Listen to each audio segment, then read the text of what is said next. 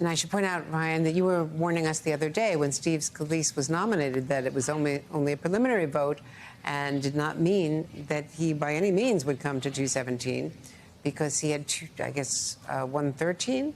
Some of those were actually non-voting members. Right, yep.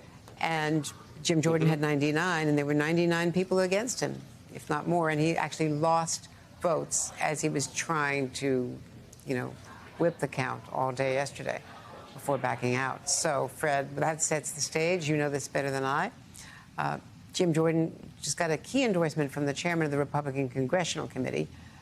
What do you think? Is there a chance that Jordan could overcome the opposition of a lot of the more moderate Republicans? Well, a couple of things. First, you need to know that I'm told that more than a dozen Republicans have left Washington. They've gone back to their districts, perhaps some to the other side of the country. So even if, and I expect that Jordan will get a majority today for sure. I mean, he's been campaigning for this for now, 2 weeks, the 10 days. And so he'll get a majority, but he's not going to get 217 on the floor, and neither would Austin Scott, I think. I mean, things are really bitter right now. So chances are that, assuming that Jordan gets the votes, they'll have to say, well, we'll try to do this tomorrow. So everybody come back to the Beltway. Everybody come back to D.C. The vote will be at, 1 o'clock so people can come back.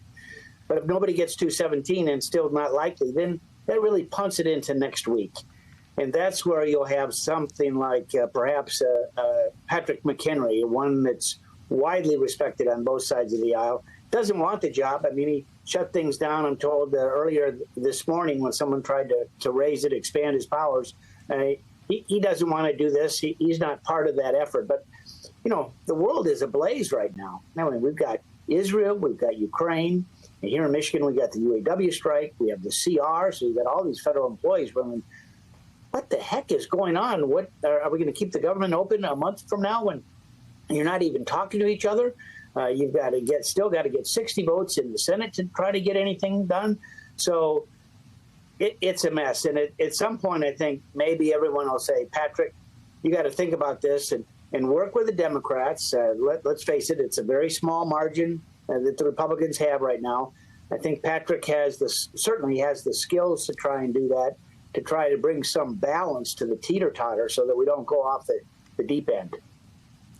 I think you're channeling, Fred, exactly what most Americans are saying, is looking at Congress without a speaker for all this time. I wanted to show you Austin Scott, and Jim Jordan in the hallway after the first round of the meeting that had started at 10 o'clock and then broke and resumed at 1 o'clock, after Austin Scott threw his hat in the ring.